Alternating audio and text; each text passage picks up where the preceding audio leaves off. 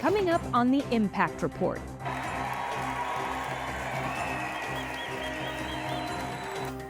A Saluki basketball legend becomes the second athlete in SIU's history to have their jersey retired.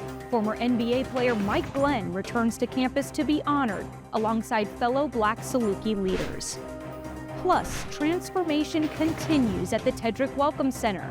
Our team has an exclusive look inside the construction zone and speaks with a recent Saluki graduate who landed a role on the architecture team.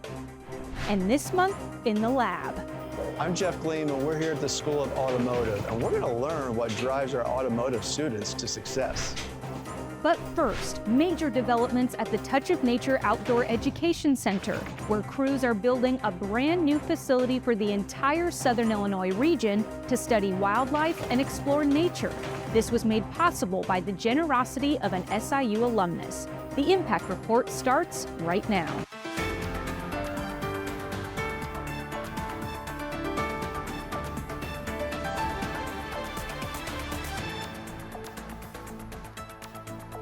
Hello and welcome to another episode of the Impact Report, brought to you from WSIU Studios at Southern Illinois University. I'm your host, Anna Toomey. We have lots to get to on the show today, starting with our top story at Touch of Nature Outdoor Education Center. The walls and roof are up, and crews are making exciting progress on what will become the Wildlife Habitat Education Center. This new center was made possible by a $3 million gift from SIU alumnus Chuck Trover, a passionate Saluki and wildlife enthusiast. Staff at Touch of Nature took the Impact Report team on an exclusive tour of the facility to share the vision for the future. This is going to be our main entrance, and then this is our holograph displays. But our thing is, do we get them to at least have that wow moment? Well, lots of big plans are in the works. SIU Foundation Chief Marketing Officer Brittany Bateman is at the Touch of Nature Outdoor Education Center with all the details. The Southern Illinois community is so excited for the opening of the Wildlife Habitat Education Center. The construction you see going on behind me right now will soon become a space with classrooms and labs for the entire community to enjoy. I always say, I'm an outdoor person, not because I spent my childhood going to national parks.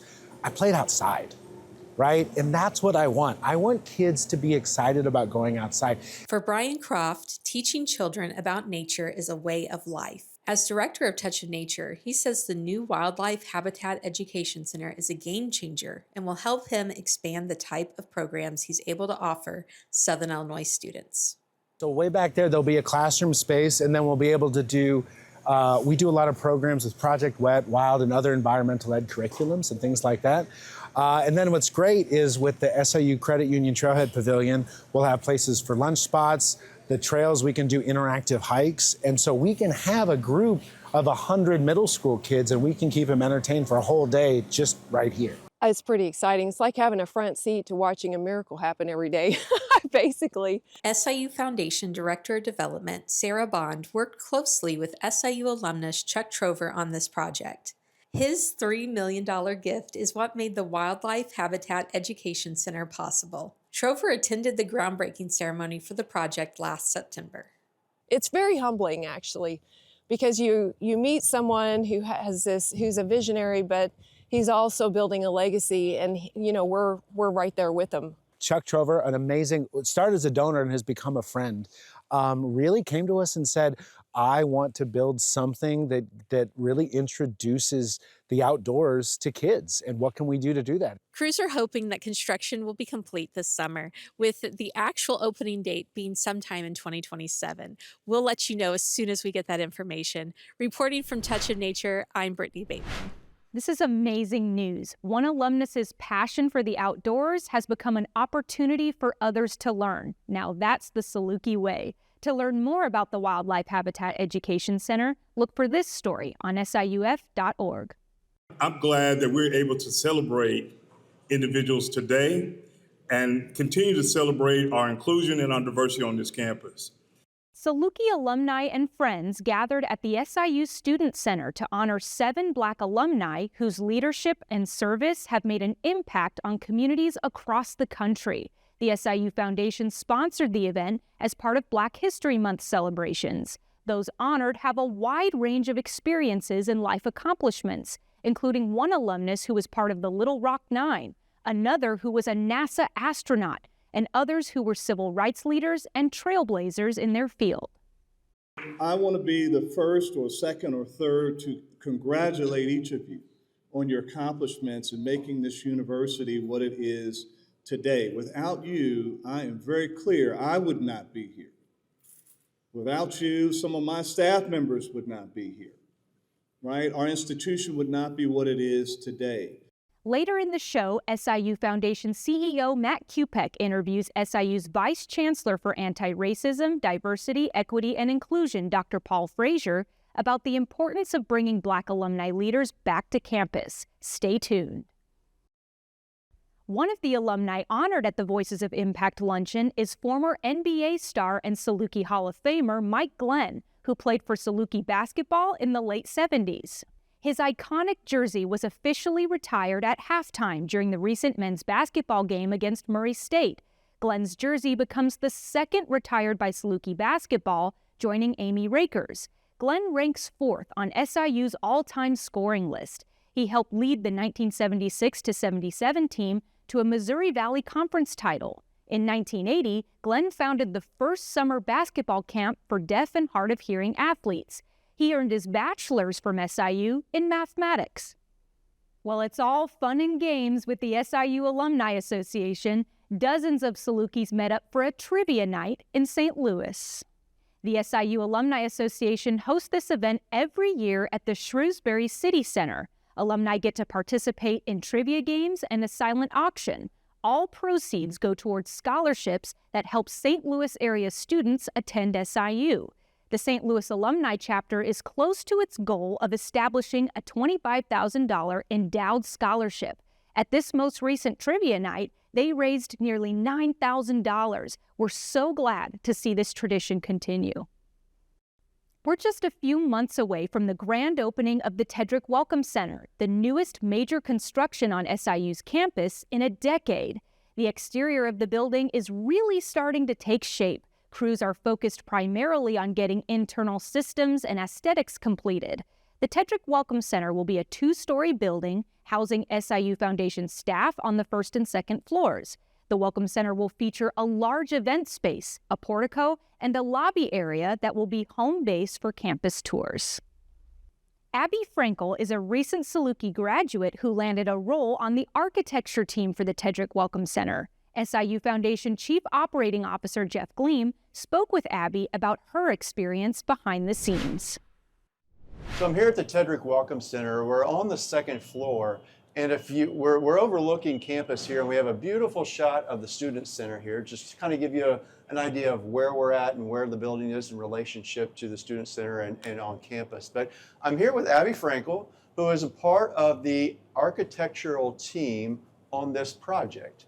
More importantly for this story, she is a Saluki graduate, a recent graduate, I might add. So, Abby, when did you graduate and what was your major? I graduated in 2021 with my Bachelor's of Science in Architectural Studies, and in 2022 with my Master's of Architecture.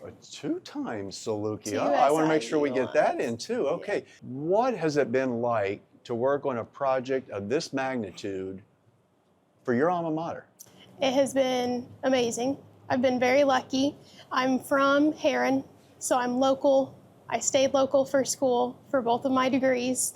And while I was here at SIU as a student, I was an architectural engineering student over at the physical plant. And I've always known I wanted to keep working on campus. Tell us a little bit about what your role has been with this Tedric Welcome Center project. So I am an architectural graduate within Hafer. I assist coordinating construction specifically between our architectural, interior design, engineering, landscape architecture. Let's close out here with this. Is there any unique story, or what makes this building unique, or what has made this project unique in your mind? For me, the most unique part of this project is its size and its presence and how prominent it is on campus and in Carbondale. Here is another example of a wonderful Saluki doing wonderful things in the world. So again, thank you. Back to you, Anna, in the studio. Thank you. Abby is doing amazing work. We love to see Salukis on the job, making the most of what they learned as a student. Learn more about the Tedric Welcome Center by visiting siuf.org.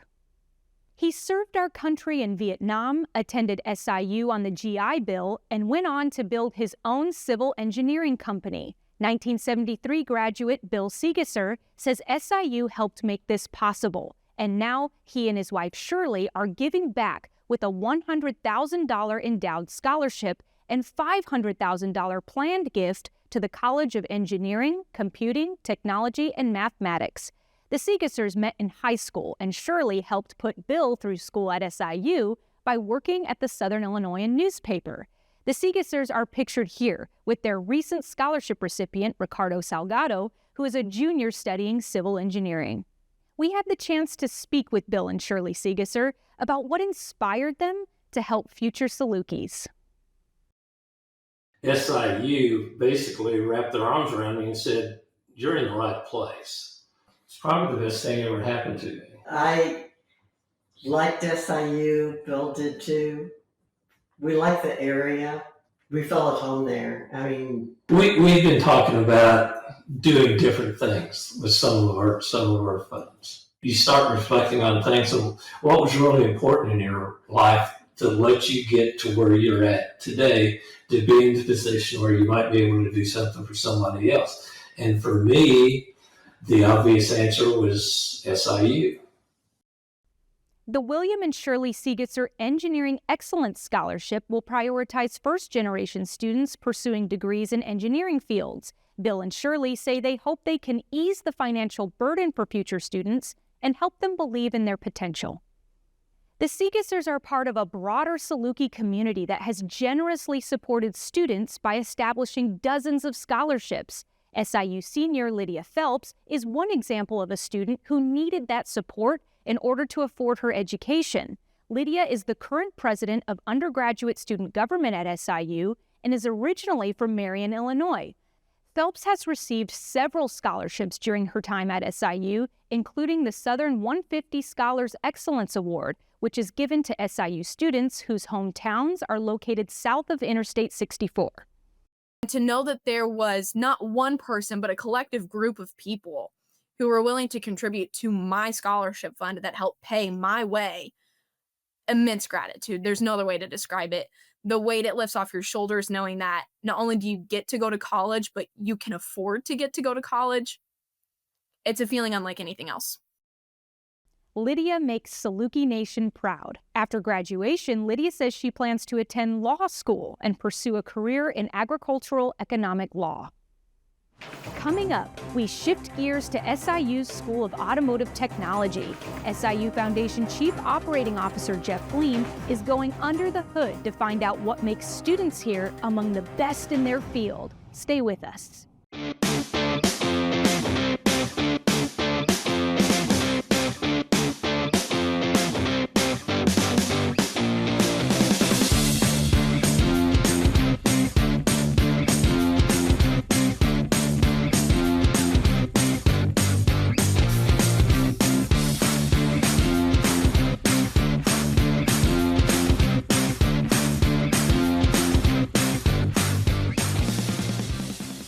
Southern Illinois University has a rich history and much more, renowned for cutting-edge research, ranking among the top 4% in the country. Salukis achieve pride and glory, competing at the highest level. World-famous alumni across the globe. United in our mission with unstoppable momentum, igniting a bright future. This is a university ascending. We are Southern. Welcome back, and thanks for watching the Impact Report. SIU's School of Automotive Technology is truly one of a kind, producing some of the most well-prepared graduates in the country. Our School of Automotive is the only auto technology program in the United States that is part of a major research university. So what's behind it all? What are the students and professors in this program up to? Fasten your seatbelts, because SIU Foundation Chief Operating Officer Jeff Gleam is going into the lab at SIU Automotive. We're out here at the Southern Illinois Airport, more specifically the Bashard Transportation and Education Center. And with me is Bob Morgan, Dean of the College of Health and Human Sciences. Bob, thank you for taking some time to spend with us here.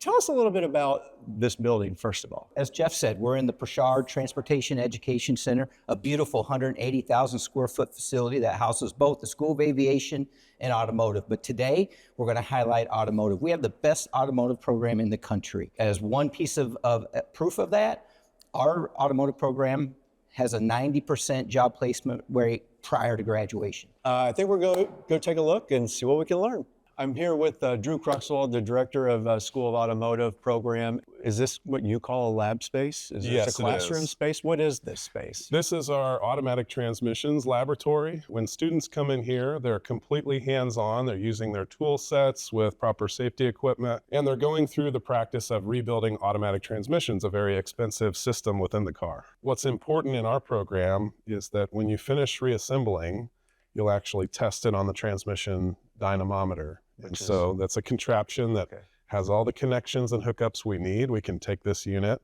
connect it over here pretty easily and quickly, and test it and see if it runs through all the gears. So if you and I just rebuilt this as lab partners, and it's a 6-speed, but it only shifts into 5 of the gears, you know what you and I get to do. Take it all apart. Start over. Start over. And that's an important part of the learning process that we believe in. Treat me as if I were a freshman coming in. Is this a place I would start? How would you start with me in this room? You know, one of the first things we'll do with a new group of students is just make sure that they're safe and comfortable in a lab environment. Is there different types of teaching for a different type of car or a different type of engine? I would say we really have the faculty that can break things down into a systems-based approach, and that's really how they approach it with the students. And our curriculum and our faculty are really specialized system by system. Quiz me here. Let's show how smart or how stupid I really am. Basic maintenance would be battery and air filter. Could you find those 2 items? This probably is an air filter. Correct.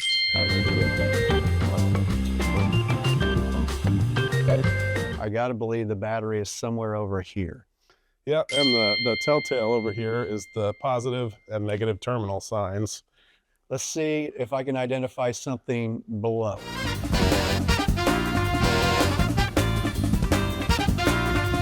If I were going to try to change the oil myself. Yes. Obviously it's on this end. It is, yep. Where, can I make it, I'm going to make a guess. It's coming from here? Yes, that drain pan is a telltale. So is this the bolt that comes out? Yes, that would be this drains the oil. Drain plug, yep. All right, man, that's okay. For 74 years, we've successfully trained automotive students and put them out in industry, and they've landed there successfully. What's really neat is a lot of people are in a position with their company that they're able to make corporate donations back to us. We have over 120 donation vehicles that, we don't have exclusives with any one brand, but. Wow, my head is spinning. I really know how and why your students all get jobs. This is just incredible. Thank you for your time. Thank you for allowing us to show our audience this space and everything that's out here. Thank you. Thank you for highlighting what is truly one of the premier programs in the entire country, our School of Automotive. All right, back to you in the studio, Anna. Well, Jeff seems very prepared to start working on his own truck. We'll keep you posted on those results. Coming up, SIU celebrates Black History Month. SIU Foundation CEO Matt Kupek interviews SIU's Vice Chancellor for Anti-Racism, Diversity, Equity, and Inclusion about the importance of honoring the success of Black alumni leaders at SIU. We'll be right back.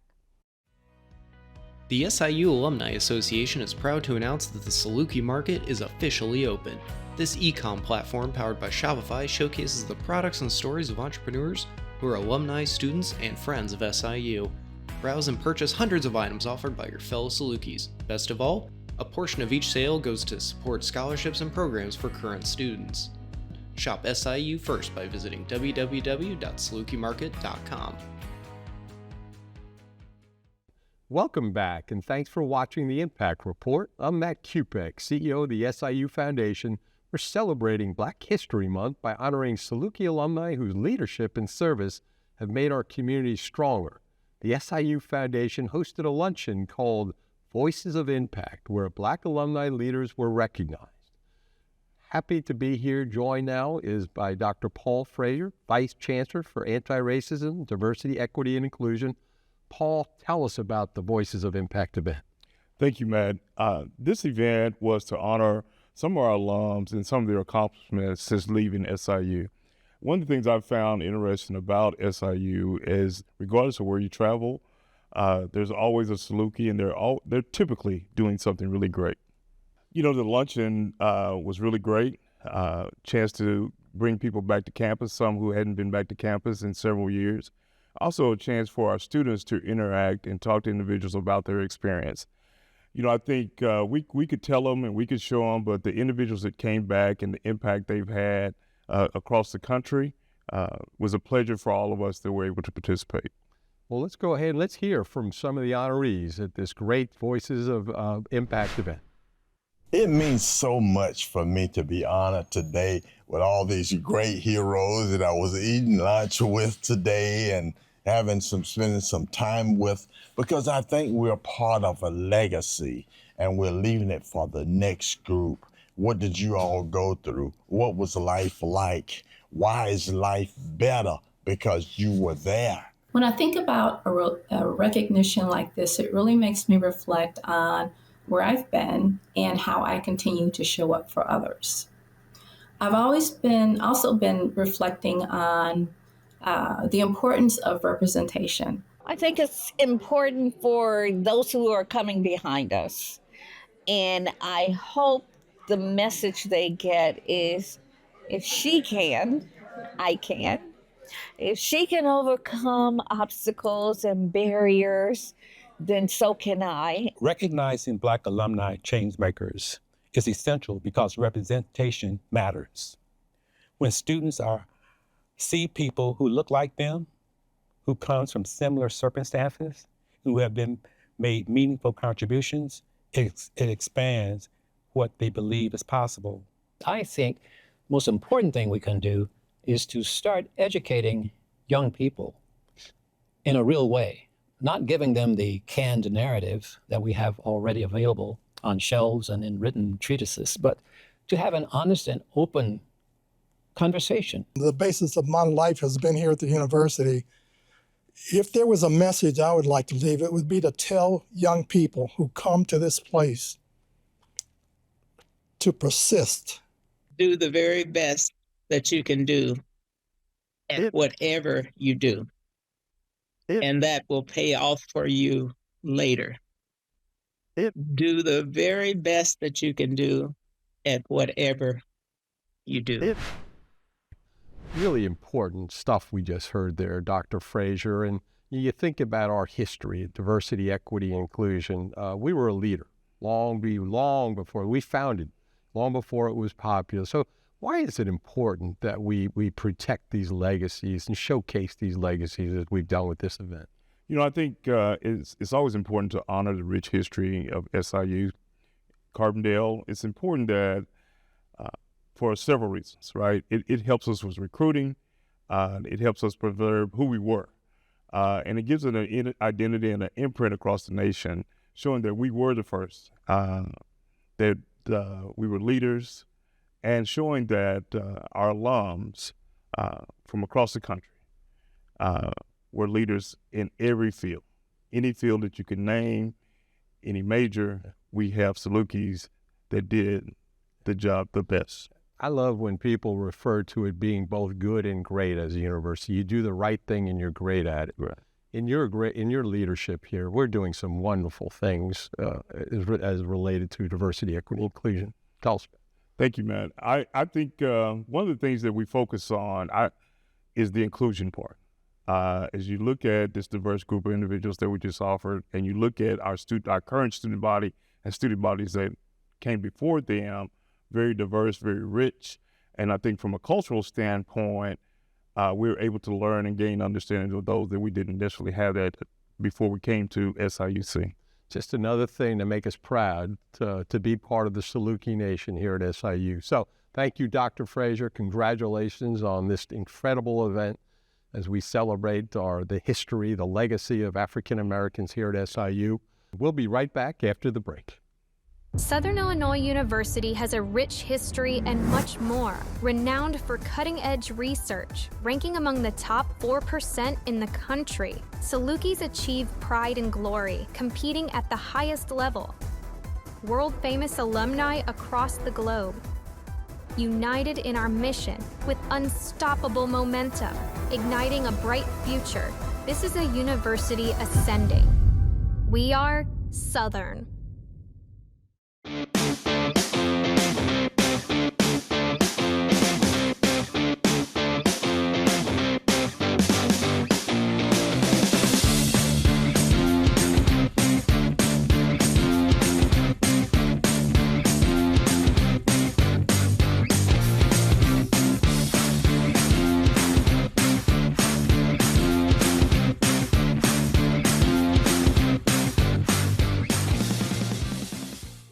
Thanks for watching the Impact Report. As we wrap up the show, let's check out a moment from this month in SIU history, courtesy of our friends over at Morris Library's Special Collections.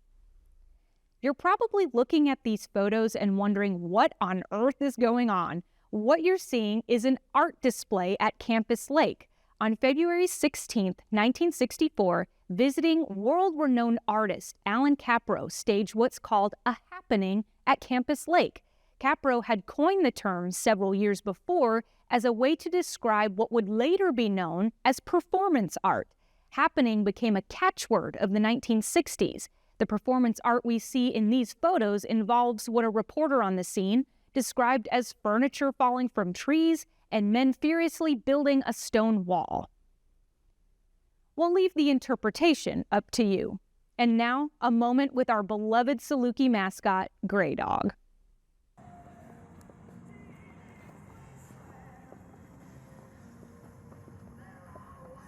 Gray Dog.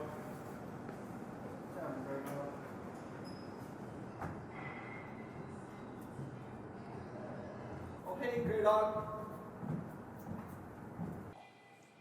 Wow, that's impressive. Gray Dog walks himself. Yeah, but wait until you see him in the pool. Well, we've got to give Gray Dog some credit here, right? He's a lot more capable than you might think. Thanks so much for watching the Impact Report. You can find all of these stories and more at siuf.org. We'll air a new report once a month, and if you miss it, you can find it on the SIU Foundation's YouTube channel. Take care, and we'll see you next month. Go Dogs!